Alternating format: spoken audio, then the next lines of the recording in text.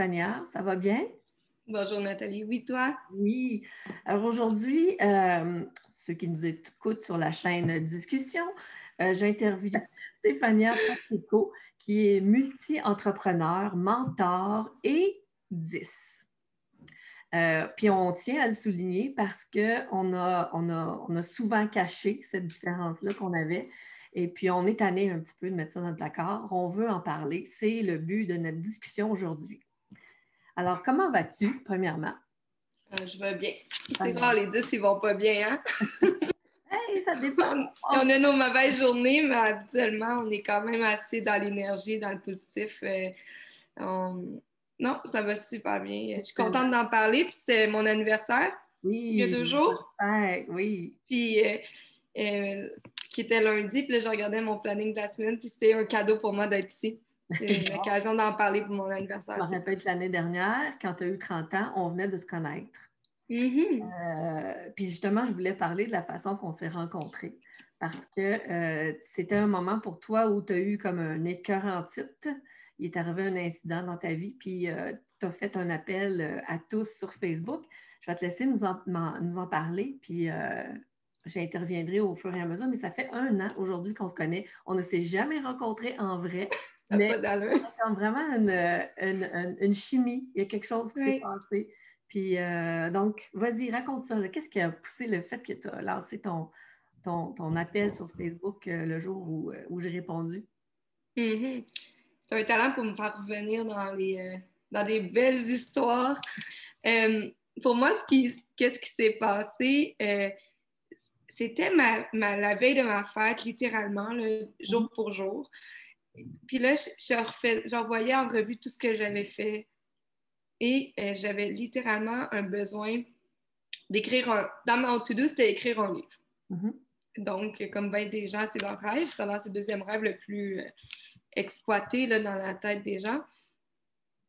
Puis, j'étais, arrête, là, je suis fière quand même de où que je suis rendue. Pourquoi? Puis là, j'ai été fouiller vraiment au fond de moi. Puis, je vivais des choses personnelles, comme tu dis. J'avais vécu un grand épisode qui m'a beaucoup fait travailler sur moi.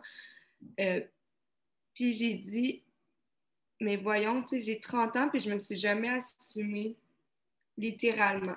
Mm-hmm. Je me suis jamais assumée comme un dyslexique, puis je sais pas vraiment, tout le monde le sait que je suis dyslexique parce que c'est très difficile à cacher pour ma part. Aujourd'hui, c'est rendu, plus j'en ai parlé, plus, tu sais, je reçois, la semaine passée, je recevais encore des gens qui m'ont dit aïe, Stéphania, on dirait que tu n'es plus dyslexique. Mais je le suis encore. Mais c'est juste que mon langage est rendu, là, tellement rendu à un autre niveau que même moi, je sais pas ce qui s'est passé. Donc, j'ai écrit sur Internet sans savoir ce qui allait m'arriver. J'ai dit, est-ce qu'il y a des gens qui ont réussi dans la vie dyslexiques? Mm-hmm. Parce que je trouvais que j'avais réussi malgré tout, malgré que j'ai pas mon secondaire 5, malgré tous mes problèmes. Puis ça, à mes 30 ans, j'avais jamais dit à personne que j'avais pas mon secondaire 5. Mm-hmm. Je commence à le dire, tu sais. Ouais.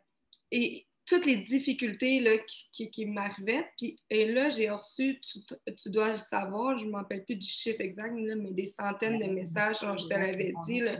Dès le lendemain, j'avais écrit ça à 3 heures du matin parce que la nuit, j'ai beaucoup d'inspiration. Et là, j'avais eu une inspiration, c'était de parler avec des gens, 10 pour mon cadeau. Je voulais 30 personnes qui ont été des 10 à l'histoire à succès pour me trouver aussi là-dedans, puis en parler avec les autres. Et là, dans la première personne que j'ai appelée dans ma liste, c'était Madame Bertrand. C'était moi, donc, Madame Bertrand. Mais oui. Et là, on se parle, et là, c'est la connexion totale. On avait trouvé, yes, un âme sœur. Mon Dieu! Moi, je dis tout le temps qu'on est comme des immigrants qui ont été échappés partout dans le monde. Là. Mais quand on en trouve un, là, on se reconnaît parce qu'on parle de la même façon, on pense de la même façon, on a les mêmes habitudes, les mêmes travers, les mêmes qualités. Fait que c'est comme de faire « Hey, yes, enfin, je viens de trouver quelqu'un qui vient du même pays que moi. » Vraiment... Là, c'est la première fois que le mot « trop » n'existait pas. Donc, il n'y avait pas de « trop ». On était juste trop, too much pour tout le monde, mais pas pour nous. Cette rencontre, pour moi, c'était la première fois que j'ai su... tu t'as été vraiment mettre des noms sur les gens qui avaient réussi. T'as été dire telle personne est dyslexique, voici les faits, voici comment ça fonctionne. Puis je le savais, moi, ça. Et pour moi, ça a été mon cadeau que je me suis offert pour mes 30 ans. C'est la libération de me connecter avec mon haut potentiel au lieu de voir que je suis toujours comme très basse. Pour moi, j'ai misé sur mes forces. Puis là, j'étais encadrée. Quand je dis encadrée, c'est que là, j'avais des gens que je fais parler du même langage. Donc, notre rencontre a été littéralement mon cadeau de 30 ans. Puis là, c'est mon cadeau de 31 ans d'arriver dans ton évolution de ton entreprise aussi, puis tout ce que tu fais pour les 10. Puis à quel point je te félicite là, pour tout ce que tu fais. Tu le fais tellement bien, puis il faut des gens comme ça. Puis tu écrivais ton livre en plus. Donc, j'ai dit, parfait, tu sais quoi, c'est pas moi qui l'écris, c'est mon ami, puis je vais être une collaboratrice là-dedans, puis voici, c'est ça la vie. J'étais juste bien... Bien, en tout cas, ce fut un beau moment et depuis ce temps-là, ben, on s'est parlé beaucoup au début. On a pris une petite distance parce que là, on est en période pandémique, là, puis il y a des choses qui ont bougé dans ta vie, dans la mienne, mais on est toujours pas loin. Comme tu me disais tantôt, tu penses à moi tous les jours parce que ça a l'air que mon courriel apparaît dans ta fenêtre à chaque fois que tu l'ouvres, mais moi, je te passer régulièrement aussi dans mes affaires. Je voulais parler aussi d'une des petites choses qui nous avait toutes les deux vraiment, vraiment fait connecter. C'est le fait que moi, dans mon courriel, j'écris toujours dans le bas de mon courriel que mon courriel ne sera pas parfait parce que je suis 10 et que malgré que j'utilise un correcteur, ça se peut qu'il y ait des fautes que je ne vois pas. Puis je demande à la personne qui reçoit mon courriel de considérer l'esprit, l'essence de mon message plutôt que la façon qu'il est écrit parce que malgré tous mes efforts, il arrive qu'il y a des fautes. Puis je sais qu'il y a moi, je les appelle la police de la grammaire, là. Eux autres, la minute qu'ils trouvent une faute dans une communication quelconque, ça les rebute. Je comprends ça. Mais non seulement ça les rebute, mais ils mettent de côté les compétences des personnes qui ont fait des fautes. Dans leur tête, si tu fais des fautes, tu n'es pas professionnel et ça ne vaut pas la peine de travailler avec toi. Puis moi, ces gens-là, je voulais simplement les aviser que ça se peut qu'il y ait des gens qui sont professionnels et qui ont des compétences, mais qui ont une particularité qui fait que leur orthographe ne sera pas parfaite. Puis toi, ça t'avait interpellé. Ce qui arrive, c'est que tu me replonges un peu dans ça. C'était une des raisons du mouvement que je voulais fonder. Tu te rappelleras la semaine avant mon 30e, je dis la semaine, c'était marquant, mais je pense les mois... En fait, ça a toujours été comme ça. Mais moi, on reconnaît mes compétences, mais je sais que je perds beaucoup d'opportunités au niveau des courriels. Je sais que je vais écrire, mettons, quelque chose de très simple. Je fais un post spontané. Je vais toujours avoir quelqu'un qui va écrire comme c'est vraiment dommage pour votre grammaire, c'est vraiment dommage que tu ne sais pas t'exprimer, retourne à l'école. Et ça peut aller très méchant. C'est injuste de ne pas pouvoir s'exprimer qui est le premier devoir. Moi, j'ai un problème de langage en plus. Fait que, émettre des mots, c'est compliqué. Écrire. Mais après ça, se faire comme, écoute, ton post là, qui est vraiment bien intentionné, là, ma petite fille, vu qu'il y a une faute, t'es une merde. Je m'excuse du langage, mais c'était comme ça à tous les jours. Et j'étais tannée. Et j'ai dit le saut on en reparlera tantôt, mais il va être écrit sur mon profil, il va être partout pour que le monde, il va être d'autres choses que juste la faute, puis là, ils ont un jugement premier. Fait que, c'est ça notre rencontre, puis je les comprendrai jamais, parce que je n'arrive jamais à les comprendre, ces gens-là, parce que pour moi, je comprends là, que la langue française, c'est super important et tout. Puis je suis quelqu'un qui est très proche des arts. J'adore les arts. Je pense que chaque dyslexique aime les arts. Puis c'est ça que notre cerveau travaille là-dedans. Donc, il est créatif. Donc, je comprends. Mais là, au-delà de tout ça, puis là, tu m'avais expliqué, quelqu'un qui aurait une chaise roulante, est-ce qu'on lui demanderait de se lever de sa chaise pour aller marcher? Mais nous, à tous les jours, on se fait challenger là-dessus. Donc, c'est ça qui... On ne va jamais rire d'un handicapé visible. Mais des handicapés invisibles, les handicapés invisibles, ça, bon, fait que on est rendu là, ma chère, dans la société, puis il faut en parler. Oui, il faut en parler. on s'est rendu compte en discutant aussi qu'il y a très peu d'informations sur ce que c'est vraiment être dyslexique parce qu'on appelle ça un trouble d'apprentissage. Puis on se dit, ah, ben ça se passe à l'école. C'est un problème d'école. Puis après l'école, ben, ça devrait être réglé. Tu sais, quand tu as eu ton diplôme ou pas, là, dépendamment, mais quand tu es rendu dans la société, tu n'as plus de trouble d'apprentissage. Tu sais. Mais non, ce n'est pas juste un trouble d'apprentissage, c'est une différence. Avant mon chum! Plusieurs de nos chums ont de la misère à comprendre ça. Mais parce que c'est pas un trouble, en fait. On n'a pas de problème. Le problème vient que c'est l'école qui a un trouble avec nous parce qu'ils ne sont pas capables de mettre en place les bons outils pour accompagner notre façon de comprendre. On a une manière d'assimiler l'information, de l'interpréter et de travailler qui est différente de la majorité des gens. Donc, ce n'est pas un trouble, c'est même pas un handicap, c'est comme d'être gaucher. Avant qu'on donne des ciseaux puis des outils aux gauchers, c'était des gens qui avaient un problème. Il fallait on leur exigeait d'écrire la main droite. Bien, nous, on nous exige de penser avec notre cerveau gauche, quand c'est notre cerveau droit qui est majoritairement efficace dans notre cas. Oui. C'est notre porte d'entrée pour toutes les informations, notre cerveau droit, mais on nous force à travailler avec le cerveau gauche, puis c'est ça qui est difficile.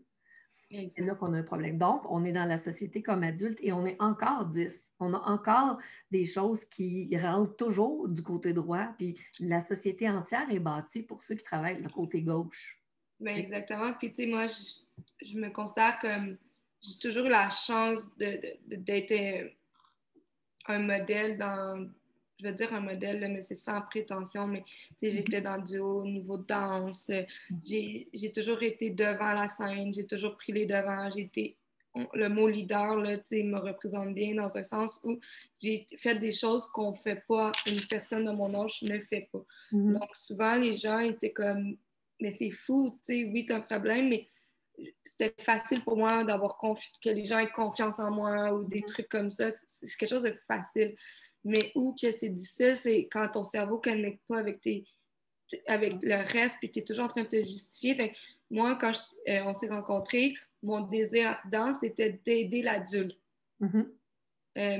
Je le sais qu'on peut aider partout, mais comme une manière, avec le temps, on apprend à aider qu'est-ce qu'on peut, puis de s'unir avec les autres. Donc, pour moi, notre rencontre, c'est une union entre deux femmes qui ont l'intérêt de passer les autres avant eux. En même temps, ça nous aide, on évolue là-dedans, mais on a cette compétence-là, puis ce genre de devoir-là aussi en nous, de soutenir, puis aider, puis on n'a comme pas le choix parce qu'on l'entend dans nous qu'il faut le faire. Ben, c'est ça, exactement. C'est un appel à force de voir des injustices à cause de petits détails comme ça devient agressant. Tu as juste envie de dire, hey, ça suffit, là, les préjugés, puis le traitement que vous nous faites, ça ne marche pas, là, c'est pas bon, ça, c'est pas vrai ce que vous dites. Fait que ça allume quelque chose en dedans, puis tu es obligé d'aller au combat, puis d'être le représentant de ta différence. En tout cas, moi, je le sens comme ça. Si on revenait un petit peu sur ton parcours. Oui. Tu parlais de danse tout à l'heure, mais moi, au début, je t'ai présentée comme une multi-entrepreneur. En fait, tu es à la tête de Nova Pacheco. On a 3 divisions. Oui. On est spécialisé en distribution médicale de niveau 4, 3 et 4. Donc, vraiment spécialisé pour les docteurs en chirurgie esthétique ou esthétique très avancée. Donc, on est distributeur d'appareils international. Ensuite, on a une division prise en charge que notre but ultime, c'est de devenir un cabinet d'études cliniques pour faire avancer la science à travers ça, les données, le corps humain. Le bien-être est vraiment important, puis l'estime. J'ai toujours été appelée par l'estime. Puis moi, ce milieu-là qui a l'air très... Les tabous, là, tu me connais, j'aime ça les mettre de l'avant.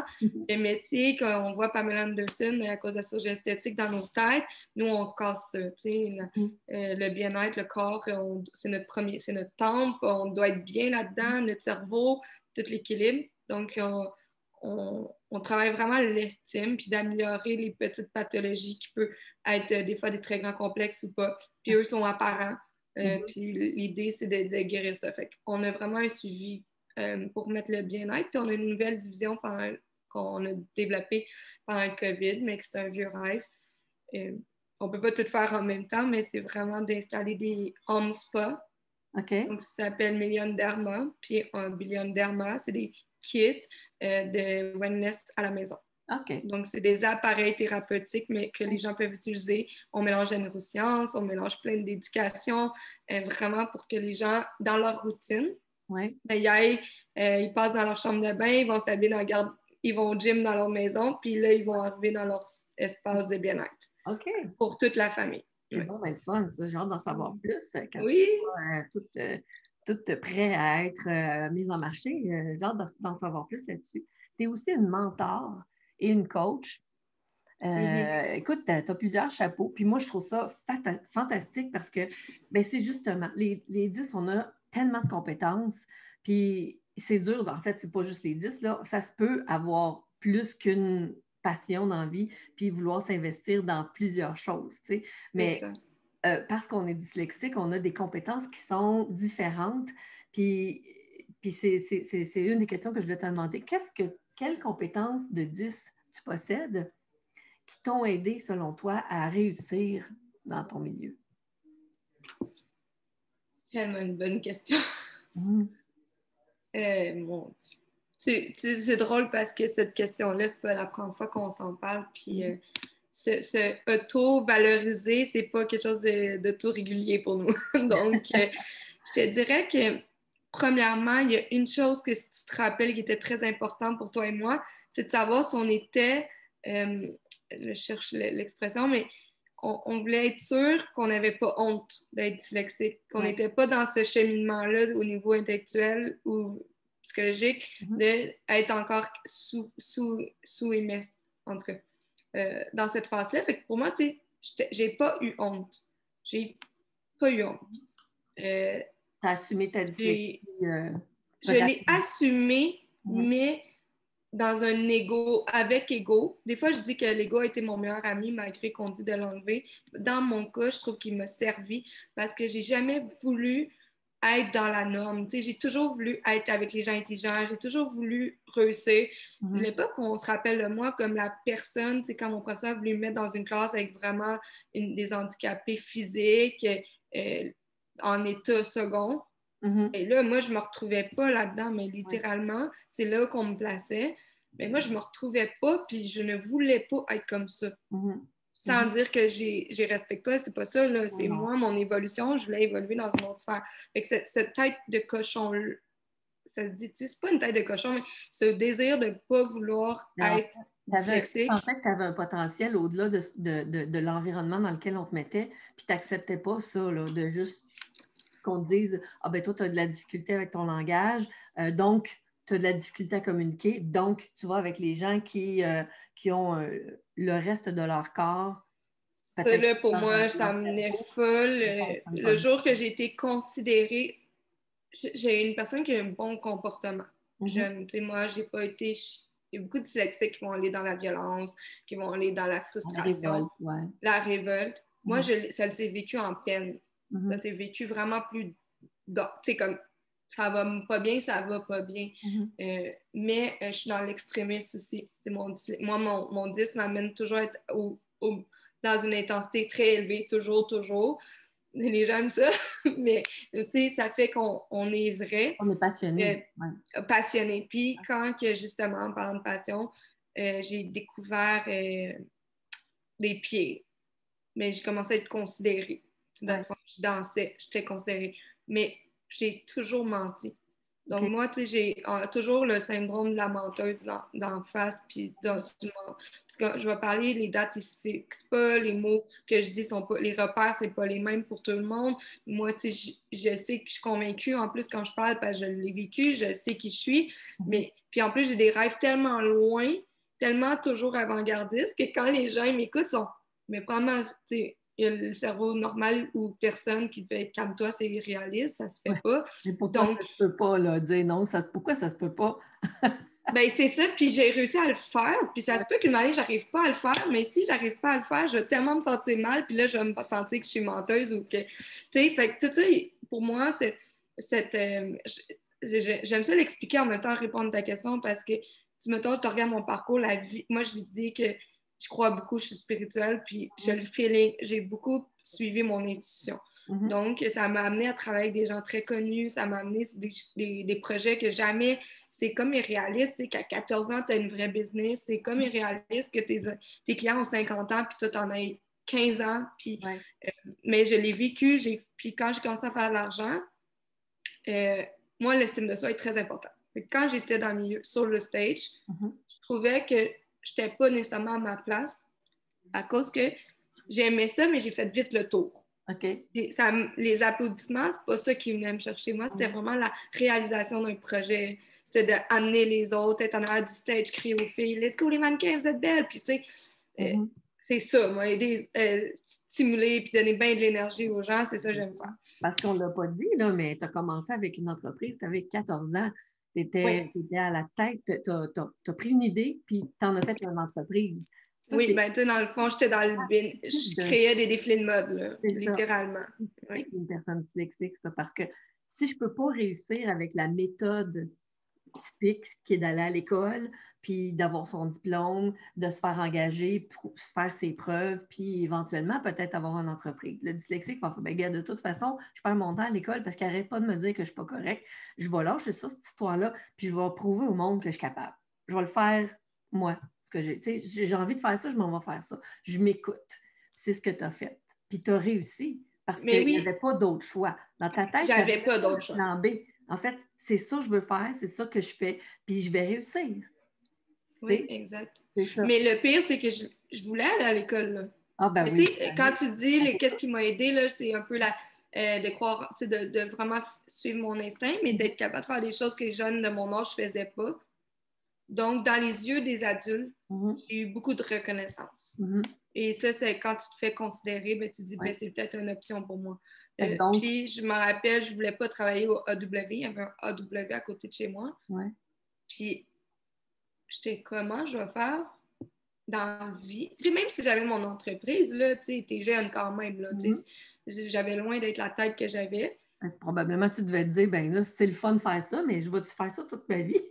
Mais j'y pensais pas parce que le seul chemin que la vie t'offre, c'est l'école. Donc, moi, j'ai eu la chance d'avoir des parents tout de même là, qui m'ont beaucoup, beaucoup aidé. Eux autres, ils étaient comme Stéphania, c'est sûr que tu vas réussir dans la vie. Stéphania, c'est sûr et certain qu'on s'en fout de l'école, c'est juste une note. Toi, tu es tellement bonne pour pratiquer. Puis, en fait, j'ai appris à travailler, j'ai appris à m'appliquer puis à être très concentrée. Très résiliente.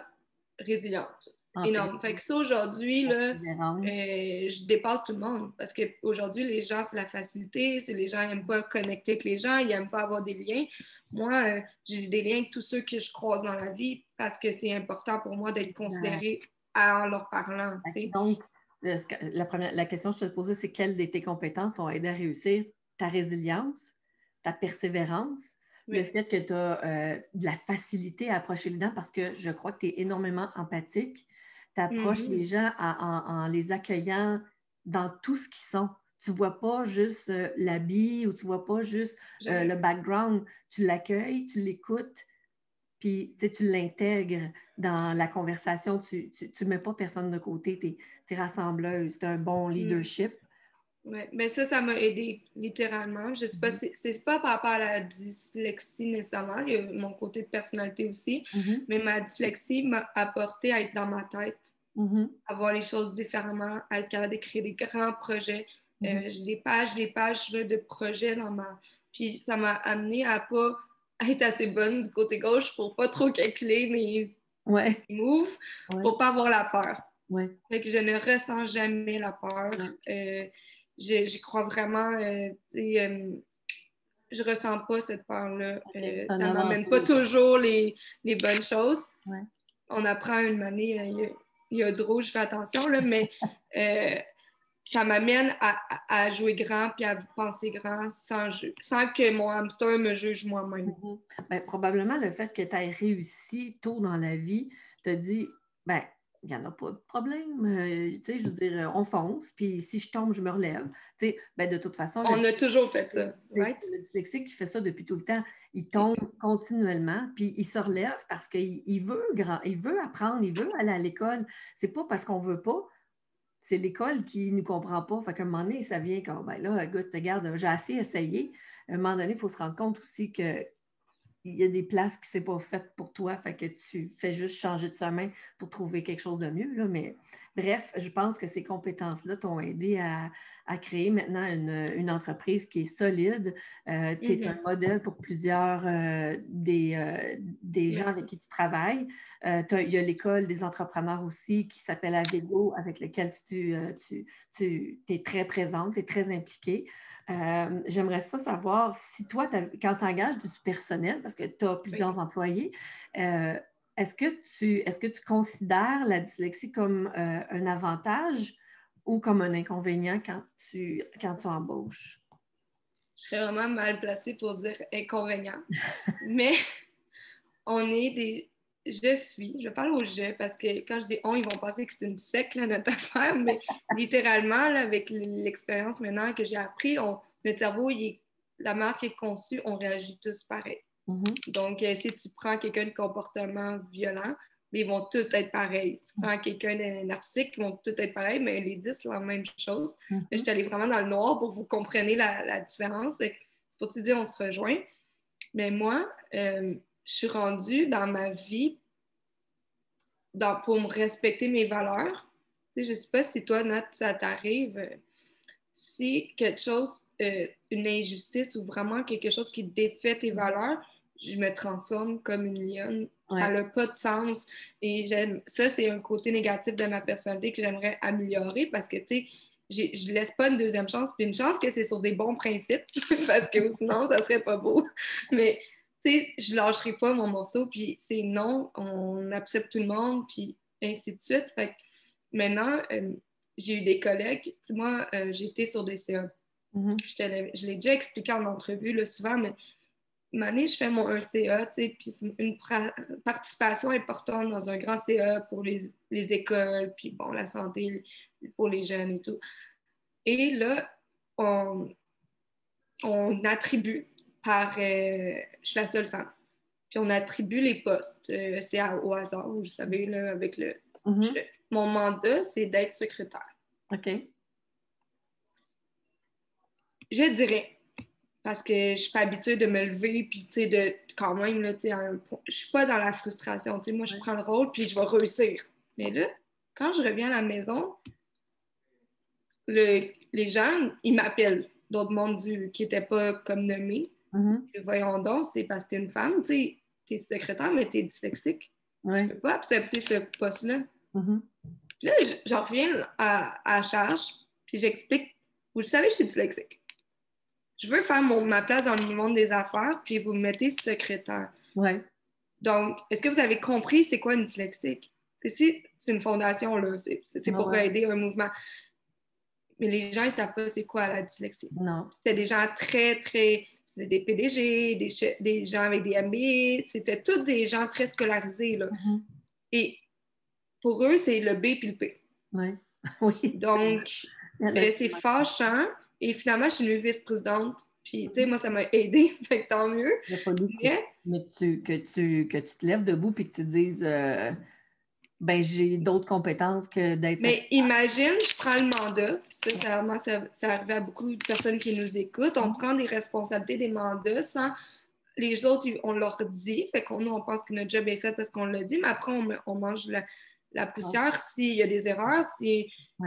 Puis c'est notre pression, mais c'est parce que tu me parlais beaucoup de la dépression qu'on fait, mais c'est dangereux pour notre santé mentale d'aller là-dedans. Puis nous, notre job, en tant qu'aujourd'hui, c'est d'aider les gens scolarisés, les adultes à comprendre dans toutes les sphères. Si tu es dyslexique, si tu as un dyslexique devant toi, il faut que tu saches c'est quoi dyslexie. Exactement. Est-ce que tu penses qu'un milieu de travail devrait nécessairement avoir une personne dyslexique dans son équipe? Est-ce que c'est un avantage selon toi? Toutes les 10, là, ils ont la meilleure qui fonctionne, surtout quand on commence à voir que toutes les grandes inventions ont été inventées par les dyslexiques. C'est toi qui vas mieux les nommer que moi, là, mais Da Vinci, la personne de l'électricité, Apple, Einstein, il y en a tellement, tellement. À Harvard, maintenant, ils ont ouvert une division pour les dyslexiques. La NASA, ça fait longtemps qu'ils engagent des dyslexiques. Est-ce que tu penses que la petite entreprise moyenne du Québec n'a pas les chances d'engager un dyslexique? C'est non. Là. Puis moi, je réveille tout le monde. Ouais. Je veux dire, écoute, là, si Harvard, si la NASA, si allume, là, tout le monde qui a changé le monde a eu des 10. Est-ce que tu peux traiter un 10 comme les autres? Non. Est-ce que tu peux avoir une entreprise que de 10? Moi, sincèrement, je le ferais. Mais je suis 10, je me comprends, j'y comprends. Ouais. Demande ça à mon partenaire d'affaires. Lui, il va mourir. Là, c'est sa santé mentale qui va en souffrir parce qu'il y a trop de divergences. Mais avec le temps, il a compris c'était quoi. Ouais. Et tu sais, Nat, aujourd'hui, moi, là, pour répondre à ta question, c'est oui, oui, oui. Là, je pense que tout le monde a compris. Mais je veux aller plus loin que ça. C'est rendu que j'attire que ça. OK. J'ai des gens qui viennent porter des CV. Ouais. Puis là, la semaine passée, j'ai quelqu'un qui vient, puis là, quelqu'un me dit hey, ça, c'est un surdoué. C'est la personne bégaye, il ferme les yeux quand il parle. Je m'excuse de parler de toi, la voix haute, je n'aimerais pas son nom, mais je l'aime d'amour. Et quand la personne est partie, moi puis mon partenaire, on s'est dit ben, on a-tu les moyens de passer à côté de quelqu'un comme ça?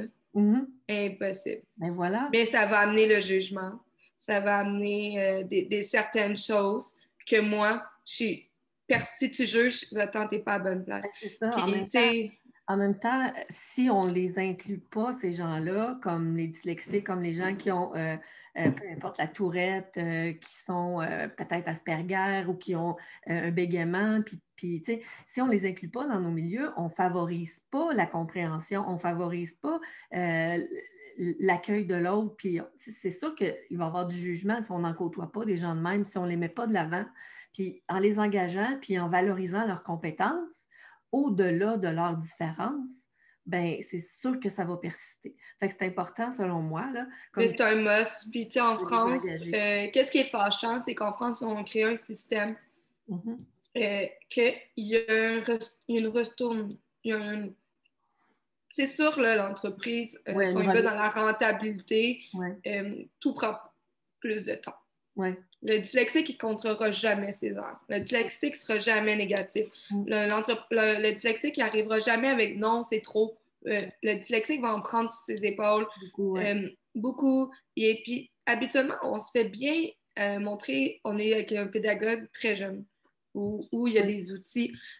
Donc, on devient des outils ou des astuces qu'une autre personne n'a pas. On développe beaucoup beaucoup de trucs et astuces, comme tu dis, parce qu'on n'a pas le choix. Là, le système ne nous les donne pas. Fait qu'on est obligé de les développer. Ça prend plus de temps de développer nos astuces. Fait que c'est pour ça qu'on prend du retard dans l'école.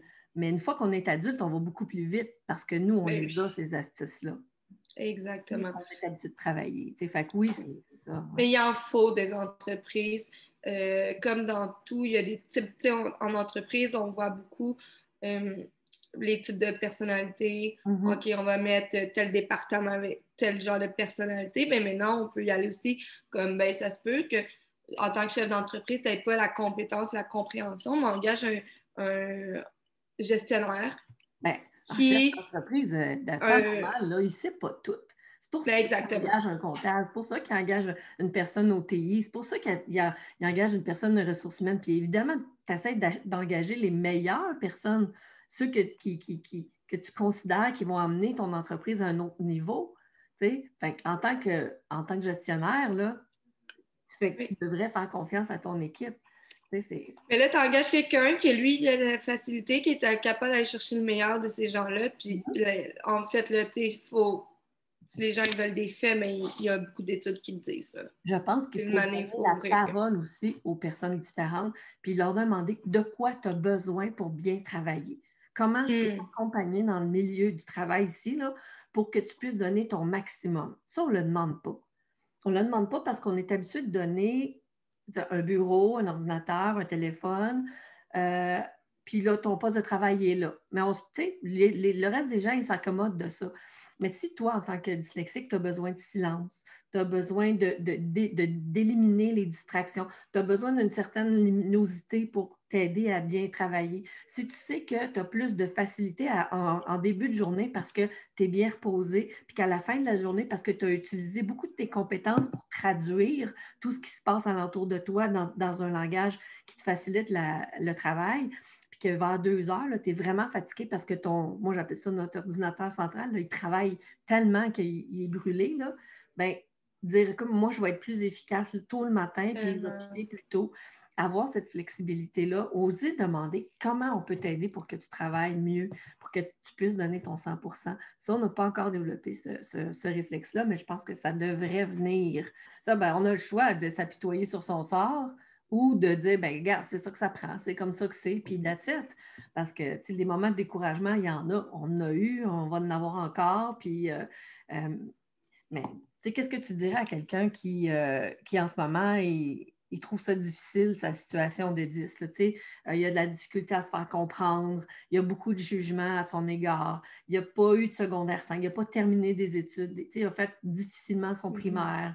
La société alentour de lui, peu importe le pays où cette personne-là habite, là, la société alentour de lui ne le reconnaît pas, lui donne pas les outils. Tu sais, c'est difficile de se sortir de là. Qu'est-ce que tu lui donnerais comme conseil? D'aller voir Nathalie Bertrand, le 1. Deuxièmement, écouter un petit peu tout ce qu'on fait comme contenu. Même chez Abego, je parle à beaucoup d'entrepreneurs. En fait, je parle toujours. Et maintenant, c'est sûr que quand tu vois une étoile de mer, tu as le goût d'en trouver d'autres, OK? Mais là, moi, je trouve que les gens qui ont réussi avec des différences, mais c'est des étoiles de mer, tu as le goût d'en avoir d'autres. Plus tu vas voir un handicapé courir sans main, bien, plus tu vas vouloir comme être inspiré de ça. Puis un peu comme toi, puis que maintenant, j'ai plein d'amis. Puis tu savais le nombre de personnes, tu sais, Jessica Arnois, là, est dyslexique, François Lambert, il a un gros TDAH, quand même. Il y en a plein, là, tu sais. Oui, il y en a. Et puis, on ne le sait pas. Puis ces gens-là, c'est des étoiles de mer, réussissent quand même à aller par-dessus ça. Puis, pourquoi je dis ça, c'est que quand tu les écoutes, ces gens-là sont inspirants. Fait que les gens, ils ont le goût, mais être un 10, c'est pas plus grave qu'être handicapé. C'est pas plus grave que d'être en dépression. C'est pas plus grave qu'un post-traumatique. Quand je m'évanouis, ben, ça repose mon corps. Ouais. C'est niaiseux à dire, mais c'est une neuroscience qui m'a l'expliqué. En fait, c'est un système de protection que ton corps a trouvé pour te protéger de certaines affaires qui étaient trop intenses à vivre. Ouais. Exact, ils ne comprennent pas. Il y en a faire du sport, mais ça prend tant d'énergie. Ben, nous, en tant que dyslexie, c'est toujours, tu connais mieux les données que moi, là, mais c'est toujours plus. Mais moi, je pense qu'on devrait puis oser les gens qui sont dyslexiques le dire. Parce que plus on va le dire, plus qu'on va les remarquer, plus qu'on va dire mon Dieu, ben, tu as réussi quand même. Tu sais, ben oui, j'ai réussi quand même. C'est pas parce que c'est pas une sentence de mort être dyslexique. Là. Il y a des gens qui ont réussi à cause qu'ils ont une dyslexie. Ils réussissent parce qu'ils sont différents.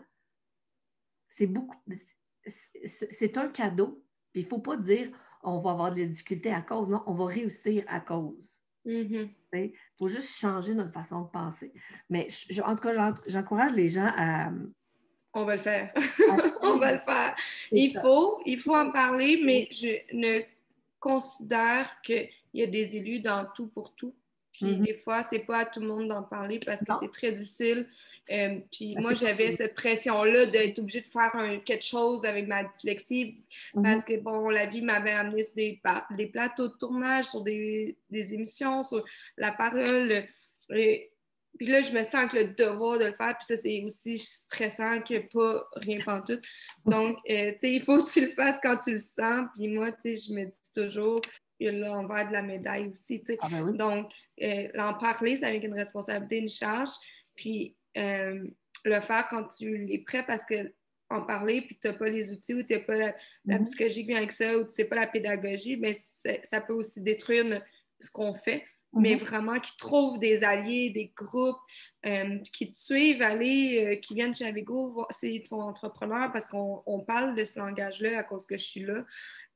Puis moi, je peux en parler là-dedans. Un humain qui ne croit pas à un autre humain, c'est la pire affaire du monde. Puis je trouve que les gens, ils manquent de confiance en eux, ils manquent de structure mentale ou de force énergétique pour aller et donner aux autres. Les gens, ils cherchent juste à être aimés, là, et à se faire accepter comme ils sont. T'sais. Exactement. J'aimerais qu'on parle de... Toi puis moi, on a eu une idée géniale. En fait, je t'en ai parlé, puis tu t'as fait... C'est ça, c'est exactement ça. Tu m'as parlé de quelque chose tantôt, puis j'ai fait « Oh, que c'est une excellente idée. » C'est bon, qu'est-ce que tu dis? Vraiment, merci, parce que au départ, c'était que on parlait, puis moi, j'ai volé j'ai volé avec autorisation. Touche pas à ma dyslexie, puis là, j'arrêtais pas de dire que ça va changer de nom. Puis, ou que ça va changer de nom, c'est que nous, c'est le 110. Comment dire je suis 10 quand que je veux pas être que ça, tu sais. Fait que là, c'est tous des paramètres dans mon cerveau, fait que j'ai décidé, hey, 110. 100, S-A-M-S, 10, qui est pour les dyslexiques, et l'émotion 110%. Donc, pour moi, qu'est-ce qui est important, c'est que les gens n'ont jamais eu de diplôme, n'ont jamais eu de collant, nous, on n'a jamais eu de bravo. Donc, c'était dans cette idée-là. Puis, c'est tout le temps des gens qui ont donné leur 110. Puis, tu sais, qu'est-ce qu'on gagnait? C'est le certificat de participation ou de persévérance. Maintenant, tu veux le brûler, ce diplôme-là, là, tu sais. Il t'énerve, là. Tu sais, moi, si tu me dis je suis gentille, là, je suis contente de l'entendre, mais je le sais. Tu sais, donne-moi d'autres choses comme valeur. Je veux pas que tu me dises je suis gentille. Je veux que tu me dises je suis bonne. Tu sais, dis-moi que je suis efficace, que je suis bonne, c'est les meilleures qualités parce que c'est le renvers de ma médaille, tu sais. Bon, peut-être faut que tu sois un menteur pour me dire que je suis efficace, là, mais aujourd'hui, je fais ça comme bien. Mais l'idée, c'est vraiment ça, c'est 110, c'est un sceau qui va être collé sur les CV, une bannière sur les réseaux sociaux. Tu sais, je fais une entrevue avec Luc Poirier, qui est un investisseur immobilier. Une belle conversation, on va vraiment en profondeur. Je reçois des messages, des hates, à cause que j'ai mon parler cassé, puis c'est affiché que je suis dyslexique, on m'affiche comme ça, là. C'est grave, tu sais. Fait que là, une année, c'est comme, ça va faire partie, peut-être ça va être de même jusqu'à ma mort. Mon pire, ma tombe, il va avoir le saut. Oui, c'est ça. Je veux un saut mondial. On a plein de monde dans chaque pays. Là, on a déjà beaucoup, beaucoup de partenaires. Oui, je pense que pour résumer l'utilité qu'on veut donner à cet objet-là, en fait, c'est qu'une fois qu'on voit ça apposé sur un CV, une carte d'affaires, une communication écrite, ou même là, dans l'écran, ça pourrait être écrit, tu sais. Oui. Discussion entre deux.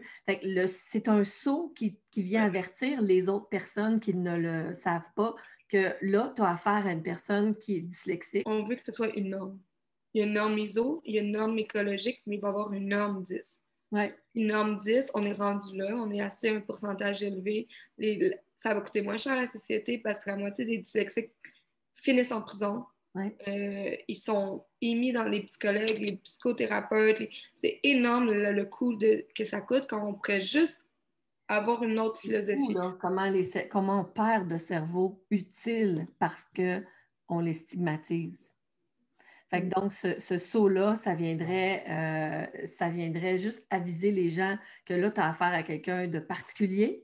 Parce que c'est comme, tu sais, quand tu vois une personne en fauteuil roulant, tu le vois venir, là, c'est plus un non-dit, là. Tu vois un fauteuil roulant, tu sais que la personne est en fauteuil roulant. Ça veut dire qu'il y a plein d'autres compétences, là. Fait qu'on peut-tu juste mettre ça de côté puis travailler avec l'humain, puis les gens n'aiment pas les différences, Nat, tu le sais. Ça dérange, c'est sûr. Ça dérange. En même temps, si on a mondialement l'acceptation, là, comme on aimerait l'avoir, de diffuser ce saut-là là, que tu sur lequel on travaille. Il y a plein de choses à changer. On est au balbutiement de ce qu'on aimerait faire bouger, toi et moi. C'est ça. Merci, Stéphania, d'avoir accepté mon invitation aujourd'hui. Vous pouvez écrire à Stéphania. À quelle adresse on peut te rejoindre, Stéphania?